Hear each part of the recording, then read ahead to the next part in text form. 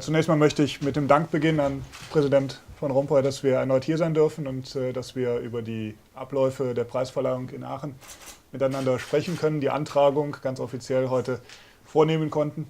Und Sie wissen, dass der Karlspreis am 29. Mai in Aachen verliehen wird. Der internationale Karlspreis ist der älteste und bekannteste Preis, in dem es um den Dienst an der europäischen Einigung geht. Und für uns ist eine große Ehre, dass Herr von Rompuy in diesem Jahr den Preis bekommen und annehmen wird.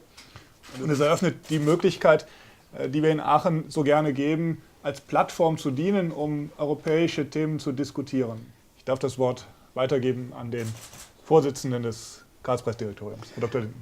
Ich kann unmittelbar anschließen und vielleicht noch rein informativ sagen, dass die Entscheidung des Karlspreisdirektoriums einstimmig war und dass wir natürlich auch im Direktorium seit Jahren die europäische Krise um die nationalen Budgets und den Euro verfolgen und das auch in der Vergangenheit mehrfach in den Mittelpunkt gestellt haben.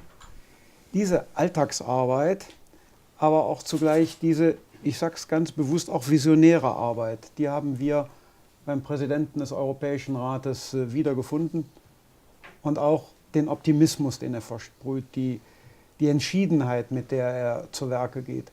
Gleichzeitig aber auch seine Bodenständigkeit und das Vermögen, im einen oder anderen Fall auch Kompromisse einzugehen.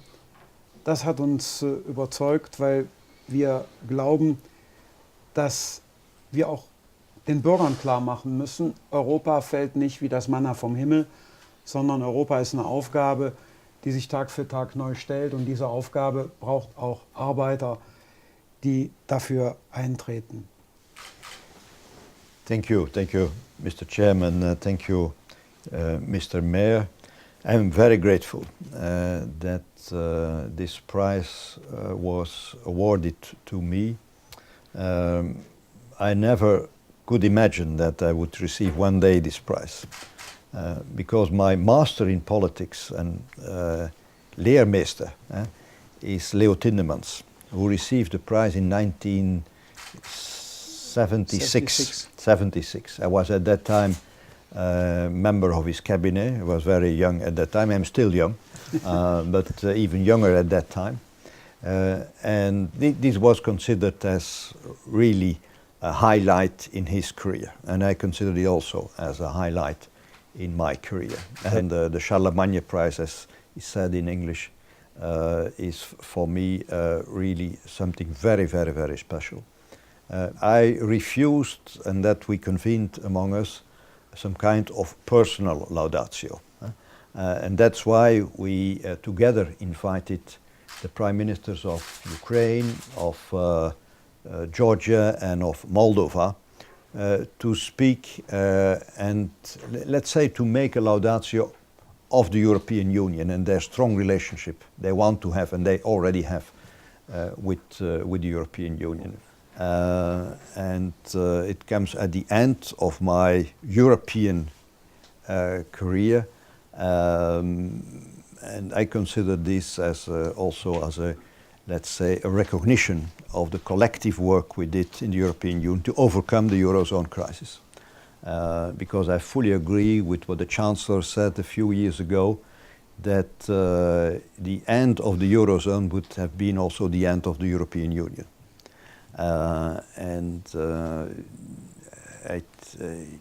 This is something I never forget, and when the Euro scheitert and then also the Union would scheiter. This is very true, but we overcome the crisis and we are there yet, and now we can look to the future with more confidence. We know there are a lot of problems ahead. My successor has a lot of work to do, but we did our job. We did our job, we survived, we saved the Euro and the Eurozone, and now we can build upon this to deepen and to strengthen further not only the economic and monetary union, but also our political union.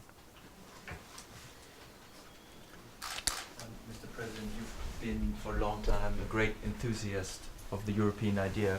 And of course, when you come to Aachen, it's not difficult to find a lot of people who think the same. But especially in Germany, I would say among young people, it's difficult to find an enthusiasm for Europe. How are you going to use this prize and maybe the whole ceremony as a platform to promote this idea and to gain some more enthusiasm? So we have to show to young people, and we can't show it today already, that the European policies will produce results also in terms of jobs, in terms of prosperity. It could be that it's a little bit too soon now to show this, but we are on the right track. We overcame the Eurozone crisis, growth is coming back, and after growth, employment will come back. So we have to convince people by our results, European leaders with European convictions, have to stand up for their opinion. Because people, they are listening to, most of the time, to Euro-negative, Euro-skeptical messages.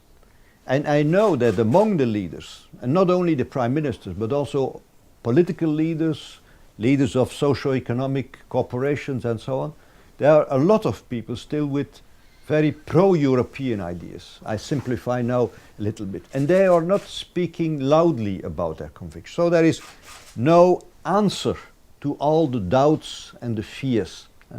And I will encourage them to speak loudly. And the European elections are already a good occasion to start with it. Because if there is no answer, then it's easy to believe the Euro negatives and even those who are opposed to the European idea. My last point is, although there are doubts about the European project, few people want to go back to the situation before 1958. Almost no people wants to go back. I can imagine that we go back to the customs duties. Can you imagine this? That we have again frontiers, that we have again borders. I cannot imagine, I never... No, my question was rhetoric. Rhetoric. You don't expect an answer. And if you expect an answer, it is yes, you can't expect it. Thank you for your answer.